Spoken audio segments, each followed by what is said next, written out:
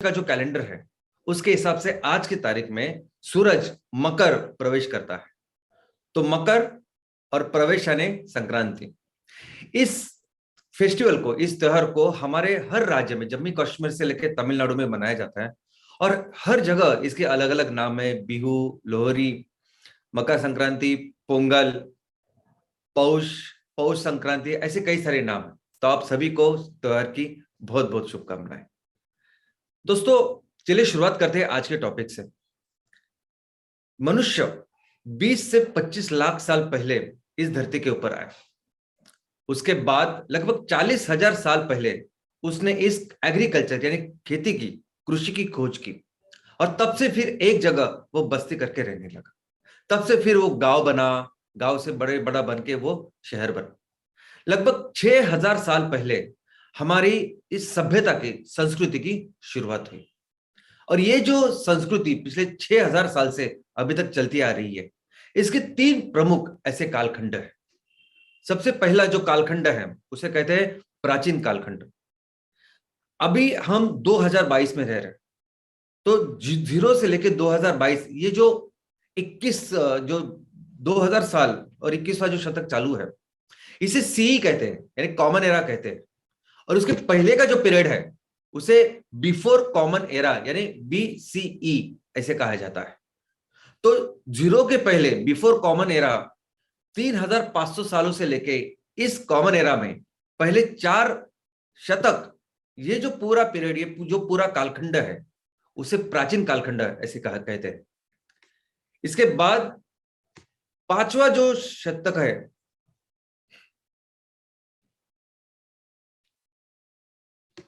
5वें शतक से लेके 15वें शतक तक ये जो पूरा कालखंड है इसे मध्ययुगीन ऐसा कालखंड कहा जाता है। और मध्ययुगीन यानी मध्ययुगीन कालखंड के बाद 16वें शतक से लेके अभी तक ये जो कालखंड है उसे मॉडर्न यानी आधुनिक कालखंड ऐसा कहा जाता है।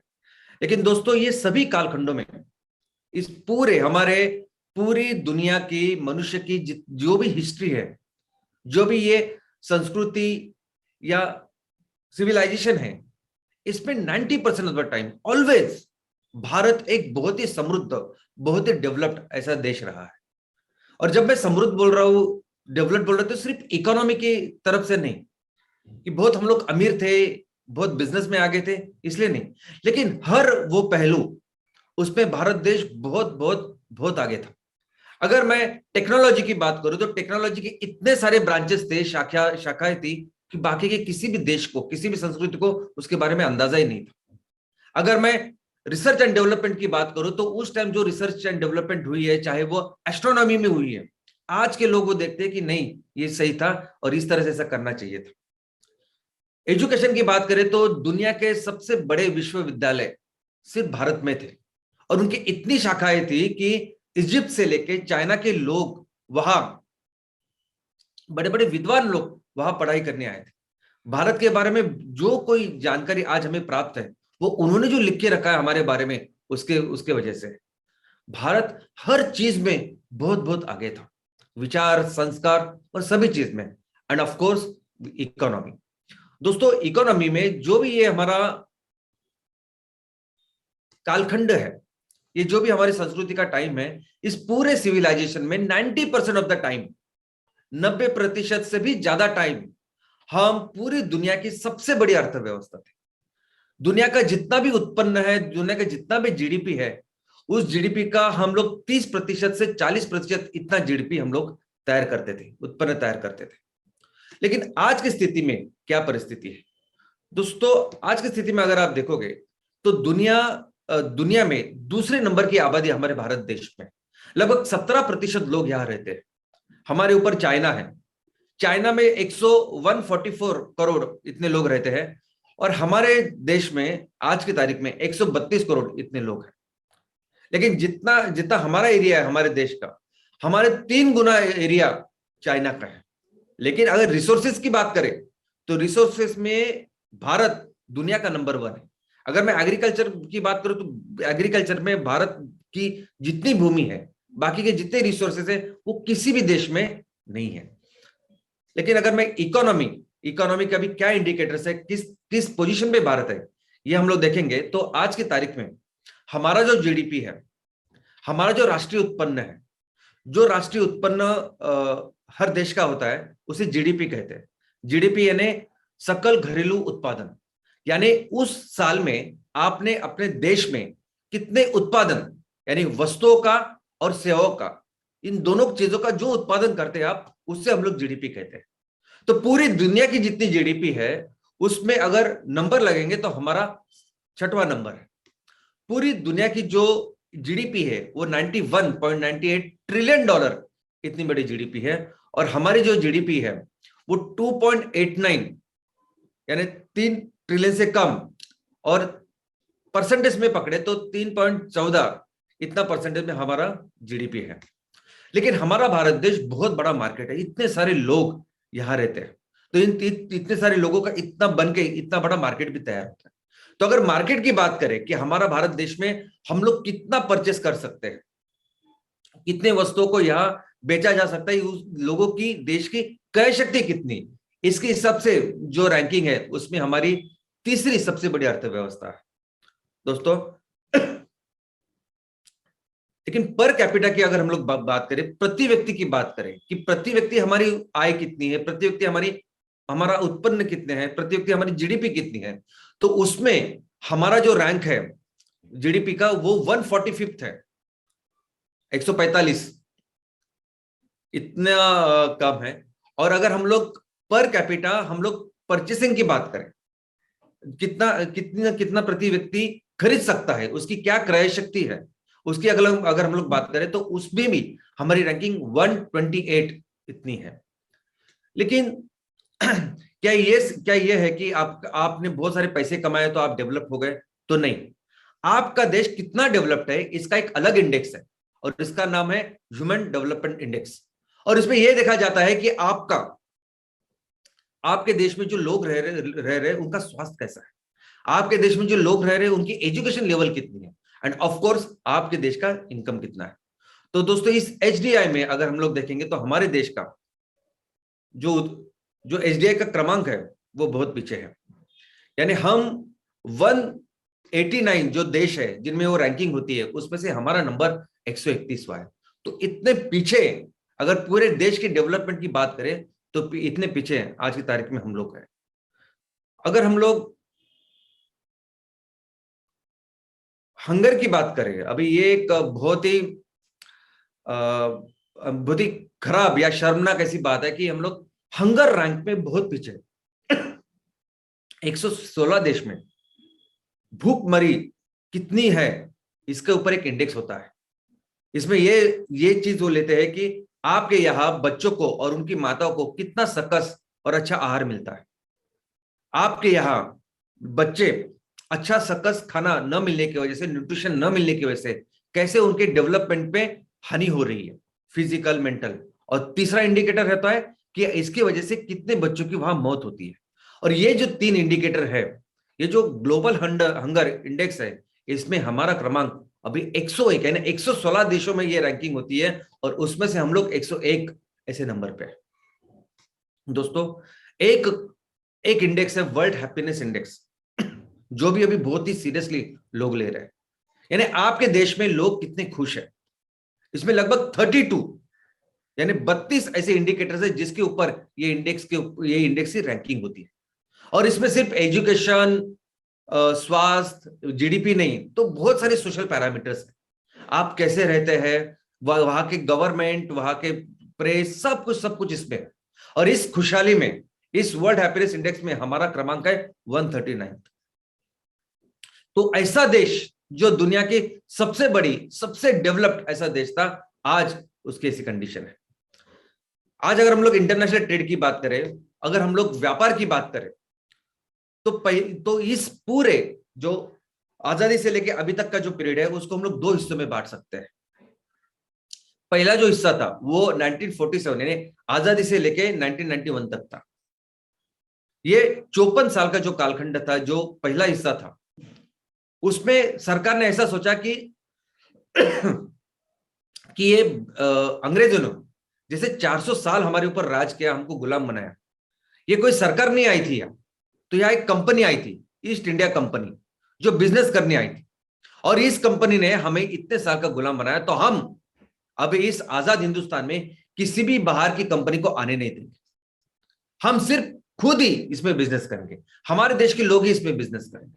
अगर बहुत बड़े बड़े प्रोजेक्ट्स है तो गवर्नमेंट उसमें निवेश करे, लेकिन हम लोग अपनी पूरी इकोनॉमी प्रोटेक्टेड रखेंगे, ताकि ज्यादा से ज्यादा एम्प्लॉयमेंट हो, और जितना भी हम लोग इसमें काम करें, मुनाफा कमाएं, वो सब हमारे लोगों के काम है। तो जो अप्रोच था, वो अप्रोच सोशल ज्यादा था, प्रॉफिट के बजाय लोगों के लिए ज्यादा था। लेकिन इसके वजह से क्या हुआ कि इस पूरे कालखंड में बहुत नियम, रेड टेपिज्म, लाइसेंस राज, परमिट राज, यानी आज भी जो हम लोग भुगत रहे हैं, ये इसकी शुरुआत तब हुई थी जब बहुत सारा उसमें पूरा जो एडमिनिस्ट्रेशन इतना ज्यादा करके रखा था कि किसी भी प्राइवेट खासगी व्यक्ति को अगर कोई बिजनेस करना था तो बहुत ही मुश्किल था। और इसी का कारण, इसी का परिणाम यह हुआ कि ऐसी चीजें जो हम लोग अपने देश में बना सकते थे, वो भी हम लोग बाहर से मंगाने लगे। हमने सोचा था कि जो पूरी जो जरूरत है हमारी, वो हम अपने देश में पूरे करेंगे, लेकिन ऐसा नहीं हुआ। हमारी जो ग्रोथ होनी चाहिए थी बिजनेस की, वो नहीं हुई। हमारा निर्यात इतना कम हो गया और आयात इतना इतना इतना इतना बढ़ने लगा कि हमारी कंडीशन 80s में बहुत ही बुरी हो गई। और फिर एक ऐसे पॉइंट पे हम लोग पहुंचे कि हमारे पास जो बाहर से चीजें हम लोग मंगा रहे हैं, उसके देने के लिए सिर्फ 3 हफ्ते के पैसे इतनी बचे हमारे पास थे। इतनी खराब कंडीशन भारत की हो गई थी कि 1991 में हम लोग बजट सादर नहीं कर पाए थे, पेश नहीं कर पाए थे, किया नहीं था हमने। और हमारी जरूरत पूरा करने के लिए हमें अपना घर का, अपने देश का सोना दूसरे बैंक में, उसी लंदन के बैंक में हमें गिरवी रखना पड़ा। हमारी कंडीशन बाकी सभी पैरामीटर्स पे इतनी कम थी कि कोई भी अंतरराष्ट्रीय संस्था, जैसे कोई वर्ल्ड बैंक हो या इंटरनेशनल मॉनेटरी फंड हो, ये बड़ी बड़ी वित्तीय संस्था ने भी हमको पैसा नहीं दिया, हमको सपोर्ट नहीं किया, क्योंकि उनका लग रहा था कि आप भी हम लोग भारत को कुछ पैसे देंगे तो ये सब डूबने वाला है। और ऐसे कंडीशन में फिर सरकार बदली और फिर आ गए पीवी नरसिंह राव और मनमोहन सिंह जी, और उन्होंने फिर एक ऐसा कदम उठाया कि जिस कदम से फिर उन्होंने हमारे देश को इस आर्थिक संकट से बाहर निकाला। और वो कदम था उदारीकरण, जागतिकीकरण और खासगीकरण। उन्होंने ऐसी पॉलिसी 1991 में शुरुआत की, और ये दूसरा कालखंड शुरुआत हुई जो 1991 से लेके अभी तक का है। दोस्तों, इससे हमारी पूरी जो आर्थिक व्यवस्था है वो पूरी दुनिया के लिए खुल गई। अभी कोई भी कहीं, कोई भी कौन से भी देश की कोई भी कंपनी यहां आके बिजनेस कर सकती थी, कोई भी सेक्टर में। तो वैसे सभी क्षेत्र खुल गए। जो लाइसेंस राज था वो बहुत बहुत बहुत बहुत कम हो गया, और फिर से हो गया, फिर से आ गया वो प्रकृति का नियम, सर्वाइवल ऑफ द फिटेस्ट। यानी आप सिर्फ भारत में रह रहे हो इसलिए आपको प्राथमिकता मिलेगी, नहीं, ऐसा नहीं। अगर आपकी कंपनी सही है, आपकी कंपनी में वो सब गुण है, आपकी कंपनी सबसे अच्छी है, तो आप बिजनेस कर पाओगे। और ऐसे ही नीति की शुरुआत हुई 1991 के बाद। तो दोस्तों, उसके बाद क्या हुआ कि हमारा एक्सपोर्ट 16 गुना बढ़ा, हमारा इंपोर्ट 19 गुना बढ़ा, और आज की तारीख में हमारा इस एक्सपोर्ट इंपोर्ट की क्या कॉम्बिनेशन, क्या कंपोजिशन है, वो हम लोग देखते हैं। तो पहले देखते हैं कि हम लोग क्या क्या एक्सपोर्ट करते हैं। तो दोस्तों, लगभग 4400 से ज्यादा चीजें हम लोगों को एक्सपोर्ट करते हैं। लगभग जितने भी देश है 200, उस सभी देशों में हमारा कुछ ना कुछ प्रोडक्ट आज की तारीख में भारत से वहां जा रहा है। तो सबसे पहले जो चीज है जो हम लोग एक्सपोर्ट करते हैं वो है मिनरल फ्यूल, ये जो क्रूड ऑयल है ना, उसके प्रोडक्ट्स। आप बोलेंगे कि क्रूड ऑयल के प्रोडक्ट्स हम लोग एक्सपोर्ट कैसे कर रहे हैं? तो दोस्तों,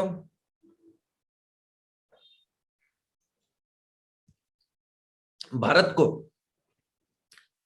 82% से ज्यादा ऑयल हम लोग बाहर से मंगाते हैं, क्रूड ऑयल मंगाते हैं, उससे पेट्रोल डीजल सब कुछ बनाते हैं, और फिर उसको गाड़ियों में यूज करते हैं, घर में इस्तेमाल करते हैं, ऐसा सब कुछ हो रहा है। लेकिन इस पेट्रोल के साथ, इस क्रूड ऑयल के साथ आती है बाकी के भी प्रोडक्ट, जिसका नाम है पेट्रोकेमिकल प्रोडक्ट्स। दोस्तों, ये पेट्रोकेमिकल प्रोडक्ट्स भी आज की तारीख में ऐसा समझे कि हमारी जिंदगी बन चुका है। सुबह ब्रश से लेके प्लास्टिक, रबर, सब कुछ आज इसे, ये जो पेट्रोकेमिकल प्रोडक्ट्स है, ये इससे आता है। तो हमारी रिफाइनरी आज की तारीख में बहुत बड़ी है, और इस रिफाइनरी में पेट्रोल के साथ ये बाकी की चीजें भी तैयार होती है, लुब्रिकेंट्स तैयार होते हैं, सब कुछ तैयार होता है, और ये सब बाकी के जो प्रोडक्ट्स है ये हम लोग एक्सपोर्ट करते हैं। इसलिए पिछले साल हम लोगों ने 9.2 टोटल जो हमारा एक्सपोर्ट था वो इसका था 26.9 बिलियन डॉलर, यानी लगभग 2,01,000 करोड़ का एक्सपोर्ट हमने बाहर के देशों किया। दूसरा जो सबसे ज्यादा एक्सपोर्ट हम लोग करते हैं वो है जवाहिरात, वो है प्रीशियस, मूल्यवान जो हीरे मोती है वो। हम लोग सब जानते हैं कि अपना देश पूरी दुनिया में सोने के लिए जाना जाता था। हम भारत देश में इतना सोना था कि भारत देश को दुनिया की सोने की चिड़िया कहा जाता था। तो इस हजारों साल की जो हमारी संस्कृति है सोने की, उसके साथ हमारे यहाँ एक कला विकसित हुई है, इसके ऊपर कला कुसर करने की, हैंडीक्राफ्ट्स, और इसमें जो कारागिर है वो पूरी दुनिया में सिर्फ भारत में पाए जाते हैं। दोस्तों पिछले साल ऐसे कारागिरी करके ऐसे जो जवाहिरात है हम लोगों ने बाहर के लोगों में, बाहर के देशों में एक्सपोर्ट किए, वो 1,95,000 करोड़ के पूरे एक्सपोर्ट का 8.96% था। नेक्स्ट है फार्मास्यूटिकल। दोस्तों आपको सुन के ताज्जुब होगा, लेकिन दुनिया में फार्मास्यूटिकल का पूरी दुनिया में बहुत अच्छा नाम है। भारत पूरी दुनिया में जितनी भी दवाई बनती है उसका तीसरे स्थान पे इतनी सब दवाइयां भारत बनाता है। जितने भी वैक्सीन पूरी दुनिया में बनते हैं 50% वैक्सीन भारत बनाता है। जितने भी अमेरिका में जेनेरिक दवाई जाती है, देखो दो दवाई है, एक तो ब्रांड बनाता है कोई सिप्ला टाइप कंपनी, या जेनेरिक होती है। तो जेनेरिक दवाई अमेरिका में 40% भारत बेचता है। इंग्लैंड में तो पूरा 25% जितनी भी दवाई इंजेक्शन जो कुछ आप लो वो भारत से आता है और वहां जाता है। हमारे यहाँ 3,000 से ज्यादा कंपनीज हैं और लगभग 10,000 10,500 हमारे यहाँ फैक्ट्रीज है। तो दोस्तों पिछले साल हम लोग, और ये इसका कारण ये है, इसका कारण आप समझिए, कारण यह है कि हमारे यहाँ टैलेंट है, हमारे यहाँ टेक्नोलॉजी है, हमारे यहाँ इस पे काम करने वाले रिसर्चर्स, और इसीलिए कम कॉस्ट में और अच्छी टेक्नोलॉजी, अच्छी क्वालिटी, हमारे जीएमपी करके क्वालिटी है, जो क्वालिटी यूएस में, यूके में और पूरी दुनिया में उसको अप्रूव्ड है, और ऐसी क्वालिटी का माल हम लोग तैयार करके बेचते हैं। पिछले साल हमने 1,45,000 करोड़ का ये माल बेचा, और वो पूरे एक्सपोर्ट का 6.64% था। इसके आगे जो नेक्स्ट है वो है मैकेनिकल अप्लायंसेस। दोस्तों मैकेनिकल अप्लायंसेस यानी छोटी छोटी मशीन्स जो हमारे घर में, मिक्सर होता है, जो गीजर होता है या ओवन होता है, ये सब छोटी छोटी मशीन, इससे लेके कुछ इंडस्ट्री में छोटी छोटी मशीन जो लगती है उसे मैकेनिकल अप्लायंसेस कह सकते थे। पिछले साल हम लोग ने 1,42,000 करोड़ का माल बाहर के देशों को एक्सपोर्ट किया, और इसके कारण थे कि हमारे यहाँ टेक्नोलॉजी विकसित है, हमारे यहाँ स्किल्ड मैन पावर है, और ये काम बहुत सस्ते में होता है। दूसरा है ऑर्गेनिक केमिकल्स। दोस्तों ये ऑर्गेनिक केमिकल्स यानी हमारे दिन ब दिन की हाउस होल्ड या बाकी की चीजों में बहुत सारे केमिकल्स लगते हैं, यानी वो डिश वॉशर हो या टॉयलेट्स का क्लीनर हो या साबुन हो या शैम्पू हो या पेंट्स हो, अडेसिव से सब कुछ, और ऐसे तैयार करने वाली बहुत सारी फैक्ट्रियां आज हमारे देश में। पिछले साल हमने 1,34,000 करोड़ का ये ऑर्गेनिक केमिकल्स बाहर भेजा। नेक्स्ट है इलेक्ट्रिक मशीनरी। अभी इलेक्ट्रिक मशीनरी यानी वो पूरी मशीनरी, वो पूरे सब इक्विपमेंट और सब कुछ जो इलेक्ट्रिसिटी को लग के है। देखिए अभी इलेक्ट्रिसिटी तो एक अहम इसेंशियल ऐसी कमोडिटी है। अभी इतने सारे लोग यहाँ रहते हैं, तो हमारे यहाँ वैसे बहुत सारी मैन्युफैक्चरिंग फैसिलिटीज भी है जो इस इलेक्ट्रिसिटी को लेके इक्विपमेंट्स बनाती है, और इसे हम लोग कहते हैं इलेक्ट्रिक मशीनरी। तो इसमें वो ट्रांसमीटर से लेके ट्रांसमिशन, टर्बाइन से लेके हमारे छोटे छोटे स्विचेस है वो सब आते हैं।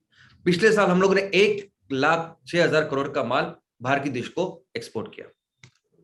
गाड़ियां, दोस्तों हम लोग दुनिया के लिए पूरे 2 व्हीलर हो, 4 व्हीलर हो, 3 व्हीलर, यहां से लेके कमर्शियल और बड़े बड़े जो वाहन होते हैं उसकी भी मैन्युफैक्चरिंग भारत में होती है, और हम उसको एक्सपोर्ट भी करते हैं। लगभग पिछले साल 1,02,000 करोड़ की गाड़ियां या ये जो प्रोडक्ट है हम लोगों ने दुनिया को बेचा। नेक्स्ट है आयरन एंड स्टील। हम लोग सभी जानते हैं कि हमारे यहाँ इस आयरन स्टील को बनाने के लिए जो रॉ मटेरियल लगता है उसकी बहुत सारी खदानें हैं। छत्तीसगढ़ हो, झारखंड हो, ओडिशा हो, ऐसी जगह में सब कुछ है, और यहाँ बहुत सारी फैक्ट्रियां है जो इस आयरन ओर से लेके आयरन एंड स्टील बनाती है। और हम दुनिया में अभी लगभग पिछले साल 90,750 करोड़ का इतना माल हम लोगों ने एक्सपोर्ट किया है। और ऑफ कोर्स एग्रीकल्चर, हमारा नौवा जो आइटम है वो एग्रीकल्चर है। एग्रीकल्चर से जो धान हम लोग जो तैयार करते हैं वो हमने पिछले साल एक्सपोर्ट किया 75,750 करोड़ का, लगभग 10 बिलियन से भी ज्यादा है ये। और पूरे जो एक्सपोर्ट हम लोग करते हैं उसका 3.46 इतना परसेंटेज हिस्सा है। और आखिर में है प्लास्टिक। दोस्तों प्लास्टिक भी हम लोग बहुत बड़े पैमाने में तैयार करते हैं। पिछले साल हम लोगों ने प्लास्टिक और प्लास्टिक की जो प्रोडक्ट्स है उसके जो प्रोडक्ट एक्सपोर्ट किए उसकी वैल्यू थी 51,000 करोड़। तो ये थे 10 ऐसे प्राइम प्रोडक्ट्स जिसको हम लोग एक्सपोर्ट करते हैं। आइए देखते हैं अभी इंपोर्ट क्या करते हैं, बाहर से क्या मंगाते हैं, देखते हैं।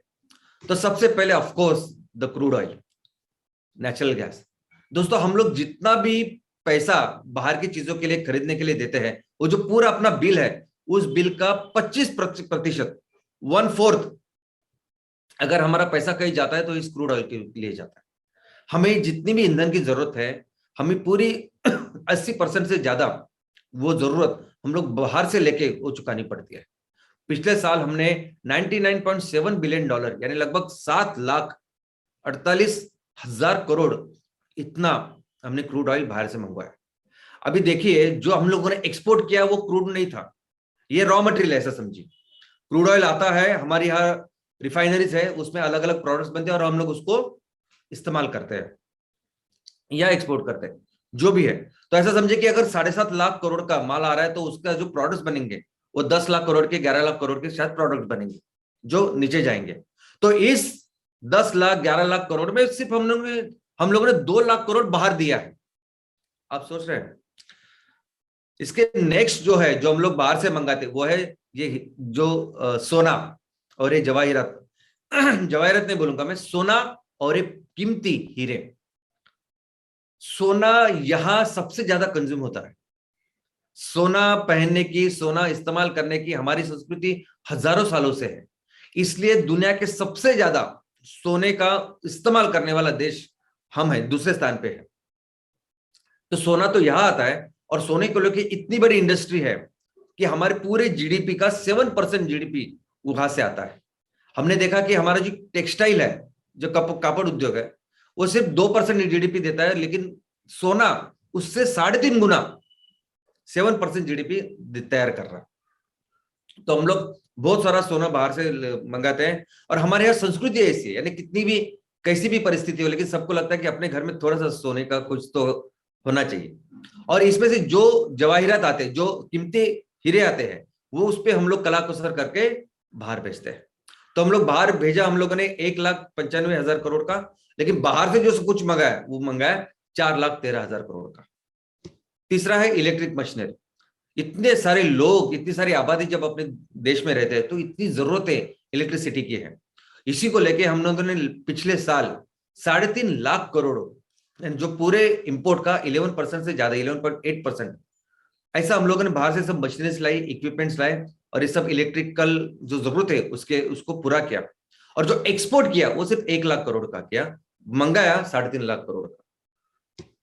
मैकेनिकल अप्लायंसेस, यही जो मिक्सर, कॉफी मेकर, लैम्प, ये फ्रिज, वॉशिंग मशीन, ये सब जो आप देख रहे हैं टीवी वगैरह, इसको मैकेनिकल अप्लायंसेस बोलते हैं। हम लोगों ने एक्सपोर्ट किया लेकिन हम लोगों ने इंपोर्ट कितना किया, 2.78 लाख करोड़। यानी हम लोगों ने मंगाया 2 लाख और 78,000 करोड़ का और इसमें से और एक्सपोर्ट किया 1.42,000 करोड़ का। वैसे ही है ऑर्गेनिक केमिकल्स का। ऑर्गेनिक केमिकल्स में हम लोगों ने जितना बाहर वालों को दिया उससे ज्यादा हम लोगों ने इंपोर्ट किया। 1,47,000 करोड़ का ये प्रोडक्ट्स हम लोगों ने बाहर से मंगाए और यहां इस्तेमाल किए। 6वें स्थान पे है प्लास्टिक। तो हम लोगों ने अगर 51,000 का प्लास्टिक निर्यात किया तो हम लोगों ने 99,750 यानी ऑलमोस्ट 1 लाख करोड़ का प्लास्टिक के प्रोडक्ट्स और प्लास्टिक बाहर से मंगाया भी। दोस्तों इसके आगे है वेजिटेबल ऑयल। वेजिटेबल ऑयल तो एक ऐसी चीज है कि जो कंपलसरी हम 100%, हम तो एक्सपोर्ट करते ही नहीं, जितना भी लगता है सिर्फ 30 से 40% ही हम लोग यहाँ तैयार कर पाते, 60%, 60 से 70% हम बाहर से मंगवाते हैं। अभी वेजिटेबल ऑयल एक ऐसी चीज है जो हम लोग खेतों से तैयार कर सकते हैं, लेकिन वो भी हम लोग बाहर से मंगवा रहे हैं। पिछले साल हम लोगों ने 84,750 करोड़ का इतना तेल, खाद्य तेल, वनस्पति तेल हम लोगों ने बाहर से मंगवाया, और कोई एक्सपोर्ट नहीं। ऑफकोर्स आपको सुन के ताजुब होगा, लेकिन जो भी मेडिकल इक्विपमेंट्स है, अगर आप किसी डॉक्टर के पास जाएंगे, वो किसी भी चीज से अगर आपकी जांच कर रहा है, अगर आप आंख के डॉक्टर के पास जाएंगे तो जो मशीन में आपको बिठाएगा, कान के डॉक्टर के पास जाएंगे तो वो सब जो उपकरण होते हैं ना, सब अपरेटस, वो मैक्सिमम बाहर से ही आते हैं, मैक्सिमम। पिछले साल हम लोगों ने 63,750 करोड़ इतने चीजों के, इतने सब उपकरण, मेडिकल उपकरण बाहर से मंगवाए। पूरा जो ऑपरेशन थिएटर वगैरह जो चीज सब लगती है वो सभी बाहर से हम लोग मंगाते हैं। आयरन एंड स्टील हम लोग भले ही तैयार कर रहे हैं, हमारे पास बहुत ज्यादा सोर्स है रॉ मटेरियल का, लेकिन फिर भी हम लोग जो अच्छे क्वालिटी का स्टील होता है या बाकी अलग अलग रिक्वायरमेंट का स्टील है, तो वो हम लोग बाहर से भी मंगाते हैं। 61,000 करोड़ 500 का 61,500 करोड़ का इतने क्वांटिटी का स्टील, आयरन हम लोगों ने बाहर से मंगा। और ऑफ कोर्स इनऑर्गेनिक केमिकल्स, ये पेंट्स, ये सब इनऑर्गेनिक चीजें, कई सारी चीजों में ये इनऑर्गेनिक केमिकल्स लगते हैं, कई सारी इंडस्ट्री में इनऑर्गेनिक केमिकल्स लगते हैं, और ये सब हम अपने घर में इसके उत्पादन इस्तेमाल करते हैं। तो ऐसी चीजों में भी हम लोगों ने पिछले साल लगभग 51,000 करोड़ के हम लोगों ने ये सभी प्रोडक्ट्स बाहर से मंगाए, जो हर दिन हमें किसी न किसी की चीजों से लगते हैं। तो दोस्तों ये थी इंपोर्ट वाली बात। अभी बैलेंस ट्रेड क्या है दोस्तों? हम लोग जो भी अभी बिजनेस कर रहे हैं, धंधा कर रहे हैं देश के लेवल पे, वो ऐसा कर रहे हैं कि हमारा निर्यात हमेशा कम रहा है और आयात हमेशा ज्यादा रहा है। पूरे ये पूरे आजादी से लेकर अभी तक अगर हम लोग बात करें तो हमेशा हमारा निर्यात ज्यादा है और हमारा बिजनेस हमेशा घाटे में रहा है। कितना घाटा है? तो पिछले साल अगर आप देखोगे तो हम लोगों ने जितना इंपोर्ट किया $394 बिलियन का, और एक्सपोर्ट किया $291 बिलियन का, इन दोनों का जो डिफरेंस है, जो घाटा है, वो $103 बिलियन, यानी 7,72,000 करोड़ का घाटा पिछले साल करके हम लोग धंधा कर रहे हैं। और ये पहले से कर रहे हैं, यानी जब से हमें आजादी मिली, जब से हम लोगों ने एक इकोनॉमी करके, भारतीय अर्थव्यवस्था करके हम लोग शुरुआत की है, सिर्फ 2 साल ऐसे थे कि जब हमें घाटा नहीं हुआ था, हमें फायदा हुआ था।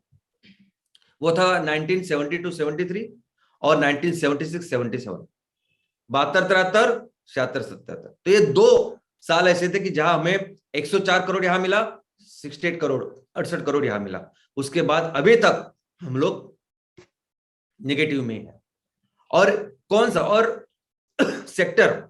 एग्रीकल्चर एक ऐसा था कि जब हम आजाद हुए तब 50% से भी ज्यादा जीडीपी हमारा एग्रीकल्चर से आता था, जो अभी 20% से भी कम है। इंडस्ट्री पहले 20% से कम थी, वो अभी 30% तक है। और सर्विसेज जो एकदम कम थी, 30% ही जीडीपी देती थी, वो अभी 60% तक हो गई है। दोस्तों सबसे ज्यादा व्यापार जो हम लोग एक्सपोर्ट जो करते हैं, सबसे ज्यादा एक्सपोर्ट वो करते हैं अमेरिका को। अमेरिका नंबर 1 पे है जिसको हम लोग एक्सपोर्ट करते हैं। उसके बाद है चाइना, बाद में UAE, Singapore, Bangladesh, Hong Kong, UK यानी London, Belgium, Germany, Netherland, Saudi Arabia, Indonesia. ये हमारे एशियन और कुछ यूरोपियन कंट्रीज हैं। लेकिन हम लोग अगर इंपोर्ट की बात करेंगे तो हमारी इंपोर्ट में नंबर 1 पे है चाइना। सबसे ज्यादा माल अगर हम लोग किसी से मंगाते तो वो है चाइना, और इतने क्वांटिटी में मंगाते हैं कि आप सोच भी नहीं सकते। उसके बाद है अमेरिका, उसके बाद है यूएई, संयुक्त राष्ट्र अमीरात, Switzerland, Saudi Arabia, Hong Kong, Iraq, Germany, Singapore, south Korea, Indonesia, Japan. तो ऐसे अपने देश है कि जी यहां से हम लोग ये हमारा जो सामान है वो मंगाते हैं। लेकिन एक चौंकाने वाली बात मैं आपको बोलता हूं, चाइना के साथ अपना जो व्यवहार है ना, चाइना के साथ अपना जो व्यापार है, आपको सुन के ताज्जुब होगा। चाइना इतना पैसा कमाता है हमसे कि आप सोच नहीं सकते। पिछले साल चाइना ने हमसे 4,23,525 करोड़ कमाए। हम लोगों ने चाइना को एक्सपोर्ट क्या किया? 66,000 करोड़ का, सिर्फ 66,000 करोड़ का हम लोगों ने चाइना को एक्सपोर्ट किया। और मंगाया कितना? 4,90,000 करोड़। यानी हम लोग एक्सपोर्ट जो किया ना वो 66,000 करोड़, कितना कम है कंपेयर टू 4,90,000 करोड़ हम लोगों ने। और इसमें एक बात मैं आपको बोलता हूं, एक बात क्या है कि हमने जो एक्सपोर्ट किया ना उसमें से ऑलमोस्ट 40% वो चीज है जो भारत के अलावा कोई नहीं करेगा। क्या? वो जवाहिरात। मैंने बोला ना कारागिर अपने पास ही है, दुनिया में कहीं नहीं। तो वो चाइना का ऑप्शन नहीं, इसलिए वो चाहे तो भी कोई नहीं है वो देने के लिए, इसलिए हम दे रहे हो। 40% हमारे गहने वगैरह वो सब इस्तेमाल करते। लेकिन उनसे जो माल हम लोगों ने 4,90,000 करोड़ का किया ना, वो हम लोग यहां भी तैयार कर सकते। ये बहुत बड़ा डिफरेंस। ये हमें समझना पड़ेगा कि चाइना जो चीज हमें दे रही है तो ऐसी कोई चीज नहीं है कि जो चाइना के पास है चाइना कर सकते और हम लोग नहीं कर सकते। लेकिन फिर भी आज के दिन में ये परिस्थिति है। दूसरा हमारे जो अच्छा पार्टनर है वो है अमेरिका, बड़ा पार्टनर। लेकिन अमेरिका के साथ अपना व्यापार हमेशा अच्छा रहा है। अमेरिका के साथ इतने सालों से जो हम लोग धंधा कर रहे हैं ना, वो हमेशा अपना पॉजिटिव में रहा है। हमेशा हमने अमेरिका को बेचा ज्यादा है और खरीदा कम है। यानी एक्सपोर्ट ज्यादा किया और इंपोर्ट कम है। पिछले साल भी ये हमारा जो व्यवहार था वो प्रॉफिट में था। दोस्तों अभी देखिए, ये जो चीजें मैंने आपको बताई ना, ये चीजें शायद आपको कहीं भी मिलेगी। ये नंबर्स आपको मिलेंगे, ये कितना क्या हो रहा है ये सब आपको मिलेंगे, ये सब जानकारी शायद आपको कहीं मिल जाएगी। लेकिन आज इस वेबिनार में कुछ दो चीजें मैं आपको बहुत इंपॉर्टेंट आपके सामने रखना चाहता हूं। सबसे पहले तो मैं आपको बताता हूं कि ये जो चीजें, ये जो कंपोजिशन है ना, जो चीजें हम लोग निर्यात कर रहे हैं, जो आयात कर रहे हैं, ये जो चीजें है ना, ये कोई भी दूसरी कंट्री, कोई भी दूसरा देश, ऐसा समझो कोई अफ्रीकन देश, कोई अफ्रीका में है और उसके पास इतनी आबादी है, तो भी उसका आयात निर्यात ऐसे ही होता था। उसका इतिहास से कोई लेना देना है नहीं। हमारा कितना गौरवशाली इतिहास है, कोई लेना देना है नहीं। हमारे में क्या रिसोर्स है, कोई लेना देना है नहीं। जो आज के दिन में हमारा कंपोजिशन है वो एकदम बेसिक है। बेसिक से हम लोग धंधा कर रहे हैं, बाकी कुछ नया काम नहीं कर रहे। और ये जो हम लोग निर्यात भी कर रहे हैं ना, वो निर्यात भी कैसा कर रहे हैं मैं आपको बोलता हूं। अभी कैसे हर सेक्टर में कोई भी आके यहाँ धंधा कर सकता है, बिजनेस कर सकता है। तो लोग क्या कर रहे हैं, एक तो भारत को बेचने के लिए, एक तो अपने देश में बनाओ और भारत को बेचो, नहीं तो भारत के इधर ही फैक्ट्री डालो। तो उसमें क्या होगा, एक तो कॉस्ट कम पड़ेगी और वही भारत में बेचो मार्केट में, और जो बचा हुआ है वो एक्सपोर्ट करो। हुंडई कार, अभी हुंडई कार का नंबर 1 पे वो काम करती है, कार कंपनी, उनका प्लांट है इधर। तो कार कंपनी जो एक्सपोर्ट कर रही है, जो हम लोगों ने अभी देखा कि कार में इतना इतना हम लोगों ने एक्सपोर्ट किया, 1 लाख करोड़ का एक्सपोर्ट किया, तो किसने किया? हुंडई ने किया। ये प्लास्टिक का, ये बाकी के अप्लायंसेस का, मैकेनिकल अप्लायंसेस, आपको क्या लगता है कि यहाँ आके हमारा कोई व्यापारी कर रहा है? नहीं, बाहर की कंपनियां भी तो इस एक्सपोर्ट में है। लेकिन जो दो इशू मैं आपको अभी दिखाना चाहता हूं, बताना चाहता हूं, वो अलग है। सबसे पहला ये इशू है, इशू ये है कि हम लोग धंधा ही नहीं करते। इशू ये है कि हम लोग बिजनेस ही नहीं करते, बिल्कुल नहीं करते। ये जो है ना, इंडिया एक बहुत बड़ा मार्केट है। हमारे पास इतनी आबादी है, इतने परिवार यहां रहते हैं, इतने बच्चे रहते हैं, इतने लोग यहां रहते हैं कि उनके जरूरतें हैं कंपलसरी, जो मिनिमम जरूरतें जो लगती है वो है।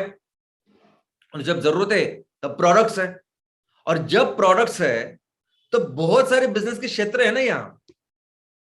बहुत सारे हमारे देश में बहुत सारी अपॉर्चुनिटी है, बहुत सारे क्षेत्र है, बहुत सारे बिजनेसेस कर सकते हैं हम लोग। ऐसी परिस्थिति हमारे इधर, क्योंकि बेस इतना बड़ा है, मार्केट इतना बड़ा है।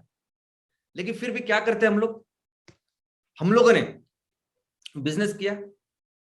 अगर हम लोगों ने ये जो पूरा जो आज की तारीख में इतना बड़ा मार्केट है, इतने सारे जो क्षेत्र जो हम लोग देख रहे हैं इधर, तो इतने सारे क्षेत्र में अगर हम लोग खुद तैयार करें माल, तो एक एक बड़ी इकोनॉमी तो हम ऐसे ही बन सकते।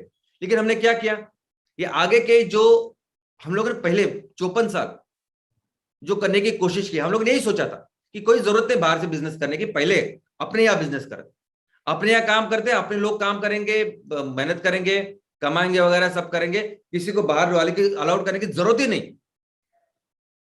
हम इतना और इतना करके भी हमारी इकोनॉमी बहुत बड़ी इकोनॉमी हो सकती थी। हुआ क्या? नहीं हुआ। क्या किया हम लोगों ने इस 54 सालों में?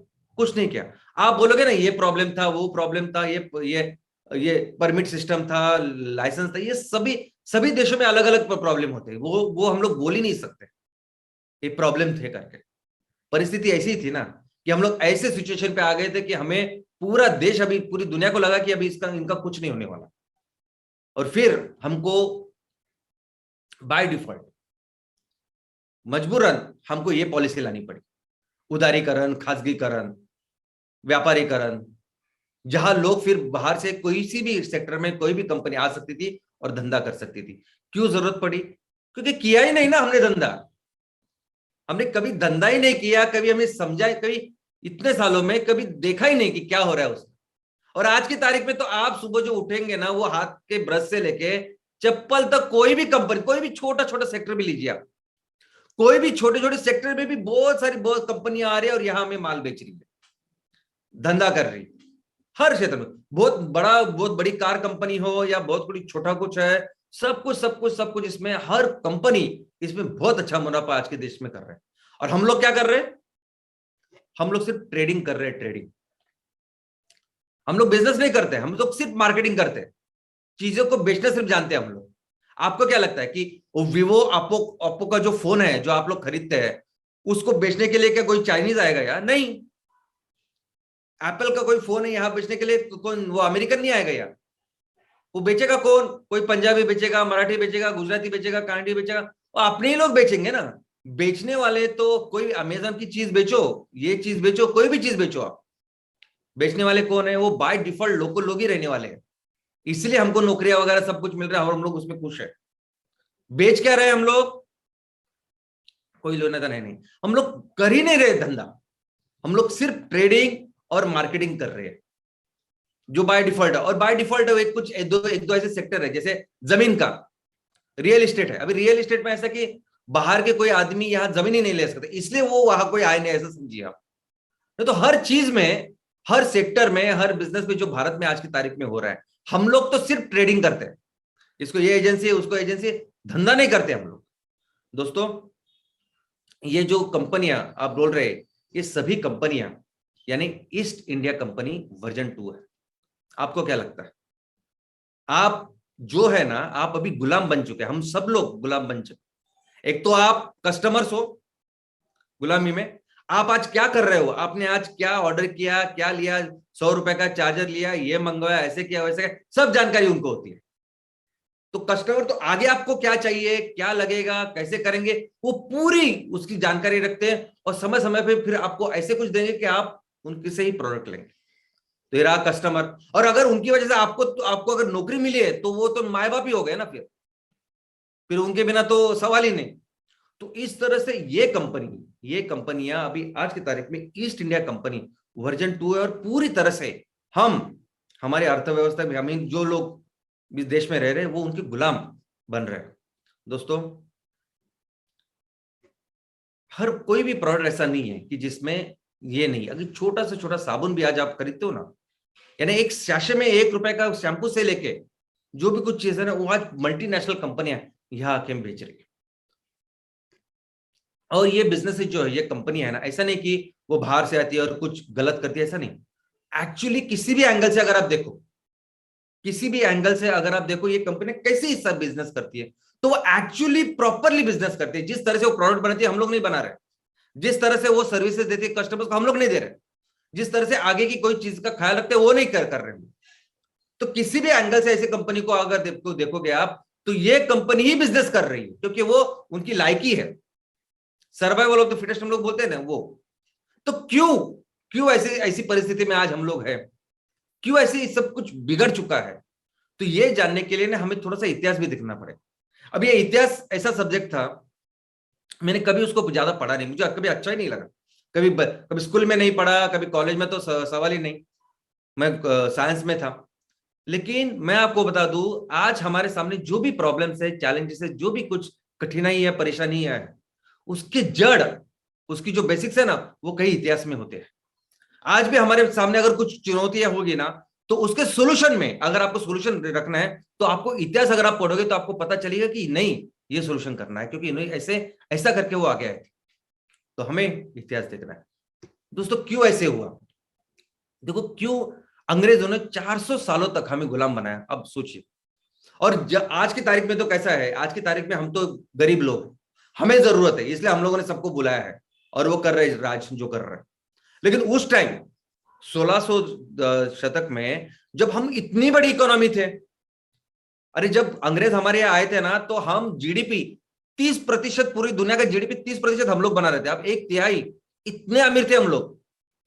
और ये जो अंग्रेज थे इंग्लैंड थे, वो सिर्फ 2% भी नहीं थे, और नंबर्स में भी वो इतने कम थे कि अगर एक साथ हम लोग आवाज दे तो वो पूरे हट जाए। फिर भी वो कैसे आए, क्या किया उन्होंने? तो उन्होंने देखो आज जो हम लोग कहते हैं ना कि हर तालुका हमें एक राज्य बनाना है, क्योंकि हर तालुका की संस्कृति अलग है, लोग अलग है, यहाँ की यहाँ की परिस्थिति अलग है, खेती अलग है, जमीन अलग है, सब कुछ है। वैसे हजारों सालों से चलता है, हजारों सालों से यहाँ लोग रह रहे, हजारों सालों से अलग अलग सल्तनतें हैं, अलग अलग राज्य है, और ये करते आ रहे। लेकिन जिस चीज की वजह से अंग्रेजों ने यहाँ इतना बड़ा, इतने बड़े देश को गुलाम बनाया, वो एक सिद्धांत, वो एक प्रिंसिपल था, फुट डालो राज करो, डिवाइड एंड रूल। हम लोग इतने साल से अमन शांति से रह रहे थे, लेकिन अगर कोई दो राजाओं के कुछ प्रॉब्लम है, तो जिससे अपने को फायदा है उसके साथ जाओ, उनको उनको मदद करो और लड़ाई करवाओ और पहले उनको जीतो। तो अंग्रेजों का फायदा कैसे हो कि उनको दोनों राज मिलते, और वो राजा को क्या बोलते थे कि हमें आप पैसा मत दो, हमारी पूरी सेना आपके नेतृत्व में आपके लिए काम करेगी, आपका सिर्फ संरक्षण वगैरह करेगी, ऐसा सब बोल देंगे। आप हमें सिर्फ क्या दो, हमें पैसा मत दो, हमें सिर्फ वो दो, खेती। खेती के जो लैंड रेवेन्यू है उसके कलेक्ट करने का, खेती के ऊपर ध्यान रखने का इतना आधार दो, क्योंकि उनको पता था कि असली जो चीज है वो क्या है। और ऐसा करते करते करते करते उन्होंने वो राज्य अपने अपने इस पे ले लिए। और बाद में एक ऐसा समय था कि उसके बाद अंग्रेजों ने डायरेक्टली वार्निंग देना चालू कर दी। दूसरे राजाओं को बोलते थे कि देखो अगर आपको रहना है तो हमारे पास आ जाओ, नहीं तो हमसे युद्ध करो। इस लेवल तक वो धीरे धीरे करके गए और पूरे देश को उन्होंने गुलाम बनाया, और जो जिसके ऊपर फोकस किया वो था एग्रीकल्चर। दोस्तों सबसे बड़ा नुकसान अगर अंग्रेजों ने कुछ किया ना, तो हमारी सोच पूरी तरह से नष्ट कर दी। हमारी सोच को उन्होंने ऐसा गुलाम बनाया। देखो हमारे यहाँ से उन्होंने सोना तो लिया, जो कुछ हमारे पास जवाहरात था, जो कुछ था वो सब कुछ वो तो लेके चले गए। इतने 400 सालों तक खेती की उन्होंने। क्यों आज ब्रिटेन इतना बड़ा, जो यूनाइटेड किंगडम है, इतना बड़ा देश कैसे है, डेवलप्ड देश कैसे है? क्योंकि उन्होंने 400 साल भारत की खेती का इस्तेमाल किया और अपने देश अपना उसको बड़ा किया। वो भी उन्होंने किया, वो भी जाने दीजिए, रिसोर्सेस है हमारे पास। लेकिन सबसे बड़ा नुकसान क्या किया कि उन्होंने अपनी जो दिमाग है ना हमारा, ये बदल दिया। हमारी जो जो सोच है ना, वो इस तरह से उन्होंने गुलाम की कि हर चीज में उन्होंने दिखाया कि आप गुलाम हो और हम रूलर है, हम राज्य करते हैं। आप गुलाम के लिए ही पैदा हुए हो। आपकी हर चीज, हमारी हर धरोहर, हमारी जो संस्कृति थी, हमारा जो इतिहास था, पूरी तरह से उन्होंने नष्ट कर दिया। क्या जरूरत थी उनको छत्रपति शिवाजी महाराज के यहाँ रायगढ़ में जाने की और पूरा राजगढ़ जलाने की? इसीलिए कि आप देख ना पाए कि हम लोग किसके वंशज है। इसीलिए कि आपको ये पूरी जो लिखा था, जो हमारे वेदों में था, वो पूरा जला के राख कर दिया इन्होंने, ताकि आपको लगे कि नहीं यही हमारे माए बाप है, यही सब कुछ है, और हम तो गुलामी के लिए ही तैयार हुए। और ऐसा ही काम किया जो आज की तारीख में ये चालू है। आज की तारीख में भी हम लोग बस इसी मानसिकता में काम कर रहे हैं, और ये सबसे बड़ा प्रॉब्लम हमारे देश का है। हमारे देश में क्या ब्रेन्स नहीं है क्या? आज कितनी बड़ी कंपनियां, यानी जो कंपनियां अभी ये कितनी बड़ी, जितनी हमारी इकोनॉमी है उतनी बड़ी बड़ी कंपनियां ये हमारे देश, हमारे भारत के लोग चला रहे। और ये सिर्फ मैनेजर करके नहीं चला रहे कि मैनेजर है, ऐसा नहीं, जॉब डिस्क्रिप्शन लेके नहीं काम कर रहे, वो इन कंपनी को बड़ा कर रहे हैं। आप ये जो चेहरे अभी देख रहे हैं ना, इन्होंने उस कंपनी को बड़ा किया है। इतने टैलेंट हमारे पास है, तो क्यों नहीं ऐसा कि हमारे देश का कोई भी आदमी खुद इतनी बड़ी कंपनी बनाता? सबको ऐसा लगता है कि मैं आईआईटी बनूं, जो अच्छे क्रीम है, ब्रेन है, उनको लगता है कि मैं आईआईटी बनूं, आईआईएम करूं और किसी जबरदस्त मल्टीनेशनल कंपनी का मैं सीईओ बन जाओ या कुछ अच्छे लेवल पे जाओ। क्यों नहीं वो ऐसा सोचते कि मुझे भी इतनी बड़ी कंपनी तैयार करनी है। और जो भी स्टार्टअप यहाँ तैयार होती है ना, वो क्या करते हैं, कॉपी करते हैं, कॉपी। बाहर की कोई अमेजोन बन गए तो बस वजह से अपना फ्लिपकार्ट तैयार करो, उसको बेचो 100% और अपना पैसा कमाओ। कोई भी उबेर से बनी ओला, ये सब सब सब सब वैसे ही है। और बाकी दूसरा ब्रेन क्या करता है, एक दूसरा ब्रेन जिनको लगता है कि देश के लिए कुछ करे, क्या करे, तो क्या करे देश के लिए, आईएएस बने, आईपीएस बने, ऐसे कुछ पोजीशन पे जाए जिसमें अपने को पावर मिले, बाकी सब कुछ मिले, बस। ये है अपना ब्रेन जो आज की तारीख में कर रहा है। और हम लोग एक, और आज आज तो इतना आसान हुआ है, तब तो शायद अंग्रेजों को टाइम बहुत मशक्कत करनी पड़ी थी कि दो राज्यों के बीच में कैसे हम लोग दरार डाले, क्या करे, कैसे निकाले का। आज तो इतना आसान हो गया कि दो भाई भी आराम से उनको हम लोग जुदा कर सकते हैं, ऐसी पोजीशन में हम लोग हैं। लेकिन दोस्तों, मैं आपको एक चीज याद दिलाना चाहता हूं, हमारे साथ अभी हमारे साथ भी जापान ने शुरुआत की थी। जापान 1945 में जो दूसरा विश्व युद्ध बंद हुआ, वो जापान की तबाही से बंद हुआ। पूरा जापान राख हो गया था, राख। ऐसे ऐसे परिस्थिति में फिर जापान ने क्या किया, वहां ये जो आकियो मोरिटो करके हैं उद्योजक, उन्होंने ऐसी ही पड़ी हुई इमारत, जैसे आपको दिख रही है, ऐसी एक पड़ी हुई इमारत में एक कंपनी की शुरुआत। दो ऐसी चीजें थी जिसको आप सुन के एकदम चौंक जाएंगे। एक तो वो उस कंपनी में जो प्रोडक्ट वो करना चाहते थे, उस प्रोडक्ट की टेक्नोलॉजी उनके पास नहीं थी। अमेरिका में वो प्रोडक्ट बन रहा, उसकी टेक्नोलॉजी थी, वो था ट्रांजिस्टर। और जो प्रोडक्ट उन्हें वो बनाने वाले थे, बनाया उन्होंने, वो अपने देश में बेच ही नहीं सकते थे, क्योंकि किसी के पास इतने पैसे ही बचे नहीं थे। पूरा देश एकदम कंगाल हुआ। ऐसे ऐसे दिनों में उन्होंने वो कंपनी की शुरुआत की, टेक्नोलॉजी लाई, यहाँ ट्रांजिस्टर तैयार किया, और वहां फिर अमेरिका में जाके बेचा, और पूरी दुनिया को, पूरे देश को उन्होंने इंस्पायर किया। और उसके बाद जापान में जो एक मूवमेंट की शुरुआत हुई, जो उद्योजकता तैयार हुई, आज की तारीख में तो ये जो आप टोयोटा टोयोटा से लेके आप बोलते हैं टोयोटा की कार लो या सुजुकी की कार ली, ये सभी जापान की है। ये इसका एसी लू, ये कितनी सारी कंपनियां जो जापान की है, जो पूरी दुनिया में आज की तारीख में लीड कर रही है। पूरी दुनिया में एक विकसित डेवलप्ड कंट्री करके जापान है। और दोस्तों, ये काम हम लोग भी कर सकते हैं।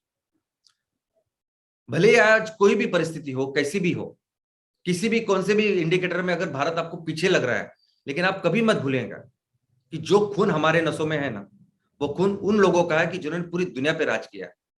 90% ऑफ द टाइम अगर हम दुनिया की सबसे बड़ी अर्थव्यवस्था थे, सिर्फ पैसे की बात नहीं है, सभी दिशाओं में, सभी सब्जेक्ट्स में हम लोग अव्वल थे, और इतने आगे थे कि अभी लोग बिल्कुल कंपैरिजन में नहीं हो सकते। वो खून आज की तारीख में भी हमारे रगों में दौड़ रहा है।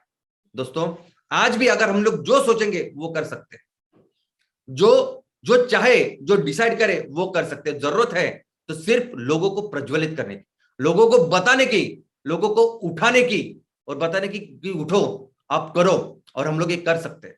अगर हमारे देश को फिर से उस बुलंदियों को लेके जाना है तो हम लोग कर सकते हैं। ये सिर्फ चेतना जगाने की आज जरूरत है। दोस्तों, यही है MCL. MCL family, MCL movement क्या है? एमसीएल यानी आपके लोगों को, यही है, हमारे सभी लोगों को जो आप सोए हुए हैं, ऐसे अननेसेसरी चीजों में उलझे हुए हैं, उनको जगाने की, उनको बताने की, चलो मिलके पूरे देश को फिर से सुजलाम सुफलाम करते हैं। और ये बातें करने से नहीं होगा, कितने भी ऐसे हम लोग लेक्चर्स दे, कितने भी ऐसा कुछ, इससे नहीं होगा ये। इसके लिए हमें ये प्रोजेक्ट्स करने पड़ेंगे, करके दिखाने पड़ेंगे, और ऐसे करके दिखाने पड़ेंगे कि लोगों को पता चले। लोगों के सामने एक कोई इंस्पिरेशन ही नहीं है, इंस्पिरेशन नहीं कि देखो ये करने के बाद इतना मान, इतना सम्मान मिलता है, इतने पैसे मिलते हैं, ये नहीं है किसी के सामने। क्या मोरल्स है, क्या क्या रोल मॉडल्स है आज हमारी सोसाइटी में, नहीं है। वो तैयार करने पड़ेंगे, करने पड़ेंगे प्रोजेक्ट्स, बात करने से नहीं होगा। दोस्तों, आज की तारीख में हमारे देश में ये देखो, ये कंपनियां काम राज कर रही है, राज। ईस्ट इंडिया कंपनी वर्जन 2 है ना, ये east India company. Social media पे अगर आप जाओगे तो फेसबुक इंक्लूडिंग इंस्टाग्राम किसका है? अमेरिका का। मैसेजिंग की बात करें तो नंबर 1 कंपनी कौन सी है? व्हाट्सएप अमेरिका की, हाइक चाइना की, सर्च में तो हम लोग सर्च भी नहीं बोलते, गूगल करो, अमेरिका। ई कॉमर्स में कौन सी कंपनी है?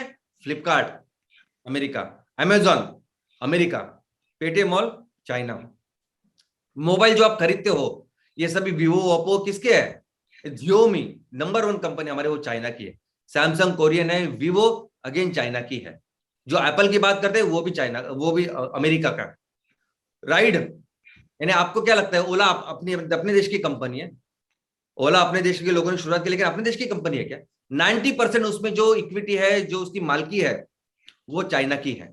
तो ओला चाइना की कंपनी, उबेर अमेरिका की कंपनी। अगर फूड डिलीवरी की बात करते हैं, हम लोग सोचते हैं कि जोमेटो से मंगाओ या स्विगी से मंगाओ, और हमको ये पता ही नहीं। आप जोमेटो लो, आप स्विगी लो, ये दोनों कंपनियां दिखती अपनी है, लेकिन है किसकी? चाइना की। चाइना ने पूरी मालकी, पूरा इन्वेस्टमेंट उसमें किया है, और आज की तारीख में 90% से ज्यादा इक्विटी चाइना की। पेमेंट वैलेट जो बोलते हैं पेटीएम, पेटीएम करो, ये अलीबाबा का है, चाइना का। Ola money, again China. Grocery big basket, Tencent, China. Grofers, China. Video streaming जो हम लोग देखते हैं ना, दिन भर इतना टाइम वेस्ट हमारा करते हैं। आप नेटफ्लिक्स ले, नेटफ्लिक्स देखे या अमेजोन देखे, दोनों है अमेरिका के। क्या देखते हो, कैसे देखते हो, ऐसे सजेशन देते हैं आपको। इस तरह से गुलाम करके रखा है हमको। म्यूजिक स्ट्रीम में सिर्फ जियो छोड़ा तो ये गाना जो हम लोग बोलते हैं ना, गाना.com, ये भी है चाइना का, क्योंकि चाइना ने पैसे डाले। गूगल है, अमेजोन है, ये पूरे ये पूरे इंडस्ट्री, और ऐसी कई बड़ी लिस्ट है जिसमें मैं आपको बता सकता हूं कि कैसे इन लोगों ने गुलाम बना के रखा है, और कैसे रूल कर रहे हैं, राज कर रहे हैं, और हम लोग बस वही गुलामी कर रहे हैं। आपको क्या लगता है? आपको क्या लगता है कि एमसीएल, इन लोगों ने, बाकी की कंपनियों जैसे एकदम सस्ते आसान से जो तरीके अपनाए, वो एमसीएल करेगी? आपको क्या लगता है कि थोड़ा सा यहां वहां हो रहा है, थोड़ा सा हम लोगों ने टाइम लिया ये प्रोजेक्ट्स करने के लिए, तो हम लोग बाकी के बाहर से पैसे मंगा और आप सबको गुलाम करेंगे? ना हम एमसीएल को गुलाम करेंगे, ना एमसीएल की किसी कंपनी को गुलाम होने देंगे। ये पैसे वगैरह जो हम लोग जो कर रहे हैं, ये इसलिए नहीं कर रहे हैं ताकि हमारा नाम भी ऐसे जाए। हम लोग 100% इंडियन कंपनी तैयार कर रहे हैं। कोई भी आसान तरीका हम लोग नहीं अपनाएंगे। कोई भी अगर हमको पैसे देने आएंगे तो हम लोग नहीं लेंगे पैसे, जब तक पूरी तरह से माल की इक्विटी हमारी ना रहे। और ये सबसे बड़ा लेसन है, ये सबसे बड़ी स्ट्रैटेजी है। हमारी सभी कंपनियां, हमारे किसान, और किसान ही होल्ड करेंगे। कोई बाहर के कंपनी का डायरेक्टर यहां आके नहीं बसे दोस्तों। और दूसरी चीज जो मुझे आपको बतानी है आज आपके सामने, वो रखनी है, वो है कि ना हम ये इंपोर्ट में क्या लेते हैं, एक्सपोर्ट में क्या लगता है, इस पे जाना नहीं चाहिए। कितना इंपोर्ट है, कितना एक्सपोर्ट है, पॉजिटिव है, निगेटिव है, कैसे बैलेंस है, ये नहीं। अरे पहले देखो ना अपनी क्या ताकत है, क्या हैसियत है, क्या कर सकते हैं हम लोग। अरे कहां से आए हम लोग, क्या करते थे हम लोग, कभी तो रियलाइज करो ना। कभी तो रियलाइज करो, कभी तो पढ़ो उनके बारे में, समझो कि उन्होंने क्या किया और क्या करने की ताकत रखते हैं हम लोग। वो पोटेंशियल रियलाइज करने की जरूरत है। और मैं आपको बोलता हूं, अंग्रेजों ने भले ही बहुत कुछ किया, ये माने, ये कुदरत ने बहुत कुछ दिया हमको, और इतने रिसोर्सेज दिए हैं ना कि उसके बलबूते पे हम लोग फिर से वो काम कर सकते जो हमने किया है पहले। दोस्तों, हमारे पास ब्रेन की कमी नहीं, ऐसे ऐसे ब्रेन हमने दुनिया को दिया है कि जिन्होंने दुनिया का नेतृत्व किया है। आज की तारीख में भी अगर आप देखोगे, जो जिस जिस सेक्टर में ब्रेन की जरूरत है, दिमाग की जरूरत है, ऐसे सेक्टर में इंडियंस आगे है। आईटी में लीजिए या ऐसा कोई भी, फार्मा में मैंने आपको बताया, तो ऐसे सेक्टर जहां ब्रेन चाहिए ना आपको, तो हमारे लोग आगे हैं। साइंटिस्ट, नासा से लेके कहीं भी, किधर भी आप,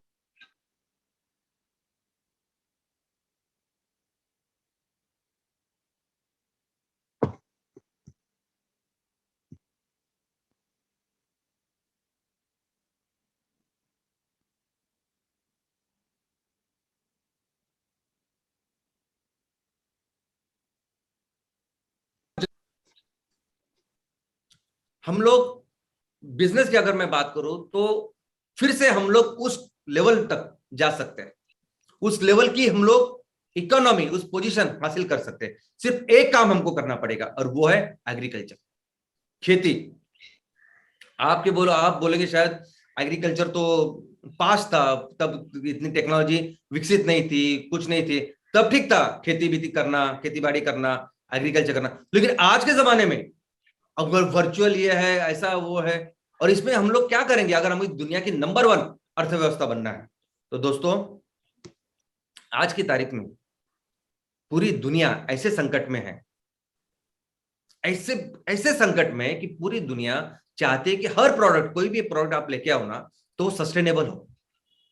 यानी इस फॉसाइल फ्यूल जैसे ना हो कि सिर्फ 20 30 40 50 साल आपने इस्तेमाल किया और पूरी दुनिया खतरे में आ गई। ऐसा नहीं, प्रोडक्ट ऐसा हो कि हजारों साल आप इस्तेमाल करो तो वो चलता रहेगा, आजू बाजू का अपनी दुनिया अच्छी रहेगी, सब कुछ अच्छा रहेगा, सस्टेनेबल होगा। और ये सस्टेनेबल प्रोडक्ट्स कहां से आते हैं? ये आते हैं प्रकृति से। सस्टेनेबल प्रोडक्ट कहां से आते हैं? तो ये आते हैं एग्रीकल्चर से। तो जो भी चीजें, जो भी प्रोडक्ट्स अभी आपने देखे ना, वो सभी प्रोडक्ट्स, वो सभी जरूरतें हम लोग अपनी खेती से तैयार कर सकते हैं। सबसे पहले जो सेक्टर जो हम लोग डेवलप करने वाले हैं, अपना भारत देश और हम लोग एमसीएल, वो है ऑयल एंड गैस। दोस्तों, आपको क्या करना है, अभी जो फैक्ट्री हम लोग आपके यहाँ तैयार करने वाले, बायोफ्यूल स्टेट, बस वही करना है। और ऐसा नहीं कि एक आपने फैक्ट्री लगाई और उसको ही चलाना चला जिंदगी भर, नहीं। आपके तहसील में जितना पोटेंशियल है, कम से कम 20 फैक्ट्री तो लगेगी, लेकिन उसके आगे हो सकता है कि आपके तहसील में 30 फैक्ट्रियां लगे, आपके तहसील में 40 ऐसी फैक्ट्रियां लगे जो हम लोग तैयार करने वाले, 40 लगे, 50 लगे। तो जो पोटेंशियल अपने तहसील में है उसको हमें बढ़ाना है, क्योंकि हमारे पास पूरे भारत में इतना पोटेंशियल कि सिर्फ हम लोग अपने पोटेंशियल के ऊपर ध्यान दें तो पूरी दुनिया के लिए ऑयल एंड गैस 20% हम लोग तैयार कर सकते हैं। ये जो फॉसिल फ्यूल है उसको पूरी तरह से रिप्लेस कर सकते हैं। आज दुनिया का 4 से 4.5% हम लोग ऑयल एंड गैस मंगा रहे हैं, हम लोग दुनिया को 20% देंगे। और इतना अगर देंगे तो हम लोग कितना पैसा कमाएंगे बताइए आप। अब ये फिगर बहुत कम है कंपैरिजन में, मैंने वो एक्चुअल फिगर नहीं दिया। कम से कम 15 से 20 लाख करोड़ का माल हर साल हम लोग एक्सपोर्ट कर सकते हैं। दूसरा है पेट्रोकेमिकल प्रोडक्ट्स। जैसा मैंने कहा कि पेट्रोकेमिकल प्रोडक्ट्स यानी आपकी जिंदगी की शुरुआत, दिन की शुरुआत होती है इससे। पूरा दिन भर हर जगह पे आपके प्रोडक्ट्स लगते हैं। ये सभी प्रोडक्ट्स हम लोग अपने खेतों में तैयार कर सकते हैं। और ये बिजनेस ये इतना बड़ा है, ये जो प्रोडक्ट्स है, ये जो पेट्रोकेमिकल प्रोडक्ट्स का जो सेक्टर है, ये आज की तारीख में फ्यूल से भी बड़ा सेक्टर है, ईंधन से भी बड़ा सेक्टर है। और इसका 10% भी हम लोग दुनिया को दे पाए, हम लोग एक्सपोर्ट कर पाएंगे, तो कम से कम 30 से 40 लाख करोड़ इतना हम लोग एक्सपोर्ट कर सकते हैं और इतना पैसा हम लोग कमा सकते हैं देश के लिए। Organic food and food products. दोस्तों, फूड इंडस्ट्री दुनिया की सबसे बड़ी इंडस्ट्री है। 6 ट्रिलियन से ज्यादा माल बेचा जाता है फूड का। पूरी दुनिया में नंबर 1 इंडस्ट्री कुछ है तो फूड की है, और इसमें से ऑर्गेनिक सिर्फ 3% है। पूरी दुनिया को अभी पता मालूम है, एस्टेब्लिश है कि ये सब हो रहा है उस केमिकल की वजह से, इस कैंसर फार्मिंग की वजह से, केमिकल फार्मिंग की वजह से। और पूरी दुनिया जानना चाहती है अभी ऑर्गेनिक फूड इंडस्ट्री, जो धीरे धीरे बढ़ रही है। और इसमें भी बहुत बड़ा नेतृत्व भारत कर सकता है। हमारे पास इतना पोटेंशियल है। आप देखिए, देखो, आप कंपैरिजन कीजिए उस ईरान से, क्या है उसमें उनके पास, इजराइल से क्या है उनके पास? इजराइल के पास तो इतनी जमीन है, इतना देश है वो, कि हमारे स्टेट भी सब उससे बड़े। और जितनी भी जमीन उनके पास है ना, 20% की खेती हो सकती है, 80% रेगिस्तान है, खेती नहीं हो सकती, फिर भी उन्होंने खेती की और आज पूरी दुनिया में एक्सपोर्ट कर रहे हैं। अगर वो कर रहे हैं तो अपने पास तो सब कुछ है ना, क्यों नहीं करेंगे हम लोग? और अगर वो अच्छी तरह से करेंगे तो लगभग 40 से 50 लाख करोड़ का माल हर साल निर्यात कर सकते हैं हम लोग। ये पोटेंशियल है अपना। Next, fertiliser industry. दोस्तों, जैसा मैंने कहा कि 100% जो फर्टिलाइजर इंडस्ट्री है ना आज की तारीख में, वो सब केमिकल इंडस्ट्री। ये सभी केमिकल, यही कारण है कि जिसकी वजह से ये सब कैंसर फैलता जा रहा है। और ये फर्टिलाइजर भी आ रहा है उस क्रूड ऑयल से। हम हर फैक्ट्री में जब 100 गुना जब 100 टीपीडी जब हम लोग फ्यूल तैयार करने वाले, तो तब उसी फैक्ट्री में हम लोग 150 टन हमारे फर्टिलाइजर भी तैयार करने वाले। तो हमारे पास तो इतना पोटेंशियल है कि हम लोग पूरी दुनिया की ये जो जरूरत है फर्टिलाइजर की, उसे पूरा कर सकते हैं। आपको मालूम है कि अभी आज श्रीलंका में क्या चल रहा है? श्रीलंका में एक बहुत बड़ा क्राइसिस चालू है। श्रीलंका के राष्ट्राध्यक्ष, उन्होंने एक बहुत बड़ा निर्णय लिया, डिसीजन लिया। उन्होंने बोला कि मैं अपने देश से ये केमिकल फार्मिंग, कैंसर फार्मिंग को पूरी तरह से हटा दूंगा। 100% ऑर्गेनिक फार्मिंग करा और उन्होंने वैसे रूल किए। उन्होंने पूरे केमिकल फार्मिंग, केमिकल फर्टिलाइजर की पूरी सप्लाई बंद कर दी। लेकिन क्या हुआ कि वहां किसानों के पास फिर खेती करने के लिए फर्टिलाइजर ही नहीं था, ऑर्गेनिक फर्टिलाइजर ही नहीं हुआ। और जब ये फर्टिलाइजर नहीं तो खेती कैसी होगी, तो माल कैसे बाहर आएगा? तो पूरी देश में आज श्रीलंका में खाने की शॉर्टेज है, ये खाने यानी फूड की, एग्रीकल्चर प्रोडक्ट की शॉर्टेज है। वहां सादे अपने आलू 200-300 रुपए किलो चल रहे हैं। और पूरी दुनिया की अर्थव्यवस्था, सॉरी पूरे देश की अर्थव्यवस्था अभी खतरे में, संकट में है, फाइनेंशियल क्राइसिस पे है। दोस्तों पूरी ये जो फर्टिलाइजर इंडस्ट्री है ये $200 बिलियन की, यानी लगभग 15 लाख करोड़ की। तो बहुत सारा कंट्रीब्यूशन इसमें भी हम लोग कर सकते हैं। और बहुत कुछ है, बहुत कुछ है जो मैं इस छोटे से वेबिनार में आपको नहीं बता सकता। लेकिन आप ऐसा समझिए कि जैसा आकियो मोरिटा ने एक चीज बेची, इंस्पायर किया कि नहीं लोगों को, और बाद में क्या हुआ? तो आज तो हम लोग देख रहे हैं कि ये आयात करने में सर कितने चीजें चाइना से हम लोग ऐसे मंगा रहे हैं कि जो हम लोग खुद तैयार कर सकते हैं। वो मूवमेंट की जरूरत है। एक बार हमने इस क्षेत्र में काम करके दिखाया तो आई एम श्योर कि बाकी के क्षेत्रों में हमारे सभी इंडियंस, सभी देशवासी लोग इसमें अच्छा काम करेंगे और फिर भारत को फिर से उसमें लेके जाएंगे।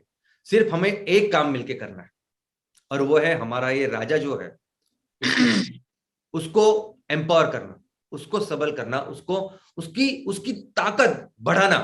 क्या जरूरत है उसकी ना, वो देखो आप जिस गांव में रह रहे हैं, आप जिस तहसील में ना, क्या है, कैसी जमीन है, क्या कर सकते हैं हम लोग। आपके यहाँ पहाड़ है ना, आपके यहाँ नेपियर ग्रास नहीं हो सकता, क्या हो सकता है ना वो आपकी, एक तो हम लोग आपको बताएंगे क्या प्रोडक्ट तैयार करने हैं, कैसे तैयार करना है। लेकिन आपके वहां का जो एग्रीकल्चर असिस्टेंट है वो भी आपको बताएगी कि हम लोग क्या क्या कर सकते हैं। ये तो बहुत बड़ा कुछ रॉकेट साइंस नहीं है। लेकिन हमारा जो एक खेडूत है, हमारा ये जो किसान है, आज उसकी जो जो प्रॉब्लम्स है ना वो पूरी तरह से हमको मिटानी है, बस उसके हाथ मजबूत करने हैं। और ये एक ही अकेला ये राजा है, ये आदमी है जो फिर से अपने देश को उन्नति और फिर से सुजलाम सुफलाम बनाएगा। और यही काम पूरे एमसीएल के मार्फत हमें पूरे देश में करना है। और दोस्तों देखिए कि नेचर, प्रकृति ही रास्ता है। कितने भी प्रॉब्लम, आज जो भी चैलेंजेस आज हमें सामने दिखाई दे रहे हैं, आज ग्लोबल वार्मिंग हो, ये हंगर का प्रॉब्लम हमने देखा, ये बाकी सभी सारी चीजें हम लोग देख रहे हैं, इनइक्वालिटी दिख रहे हैं, इस सभी का जो सोल्यूशन है वो हमारे प्रकृति में है। प्रकृति में हमें प्रकृति के पास ही जाना पड़ेगा अगर हमको सोल्यूशन चाहिए तो। क्योंकि एक छोटा सा वायरस क्या करके रखा उसने पिछले 2 सालों से, छोटा सा वायरस, वो कोरोना हो, ओमिक्रॉन हो, पूरी दुनिया झुलझ रही है उससे, अभी क्या करें, कैसे करें। लेकिन अपनी धरती मां, अपना ये पर्यावरण हजारों लाखों सालों से करोड़ों जीवों को संभाल रहा है कि नहीं? हमें कोई चिंता करने की जरूरत नहीं, वो संभालेगा, आगे के हजारों सालों तक संभालेगा। हमें सिर्फ उसका ख्याल रखना है ना। ये जो पूरी सिस्टम जो बनाई है उसको ही हम लोग डैमेज कर रहे हैं, खराब कर रहे हैं, तो कैसे कम कर पाएंगे? तो ये प्रकृति का जो भी अभी हम लोग काम करें, यही आखिर में सोल्यूशन है। और यही हम लोग दुनिया को बताने वाले हैं। जैसे हम लोग इस फर्स्ट फेज में प्रोजेक्ट्स करेंगे, जिस तरह का हम लोग काम करेंगे ना, यही सॉल्यूशन पूरी दुनिया के सामने हम लोग रखने वाले कि यही सस्टेनेबिलिटी का रास्ता है। दोस्तों फिर से एक बार मैं आप सभी को इस पवित्र दिन की बधाई देता हूं। मैं आशा करता हूं कि इस साल में, आने वाले दिनों में जो जबरदस्त काम आप कर रहे हैं वो फिर से ऐसे ही चालू रखें। उसके लिए बहुत बहुत शुभकामनाएं देता हूं और यही रुकता है। Thank you.